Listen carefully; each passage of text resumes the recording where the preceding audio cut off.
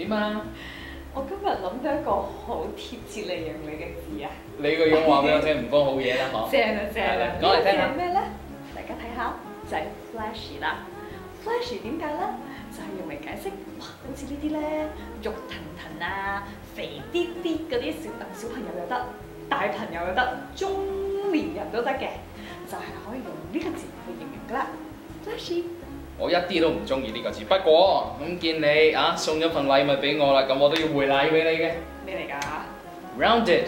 Rounded 係咩意思啊？即係面圓圓嗰啲咧，好似啊大面呢啲咧，大家見唔見到邊度有大面啊？呢度係嘛？不過你唔中意咩？喂，正經啲啦，講翻個得，冇問題。你想要正經啲得？嗱，各位同學睇一睇呢個字，嗱呢個字比較深㗎嚇，個讀音係叫做 corpulent 係一個形容詞嚟㗎，大面解釋下嚟。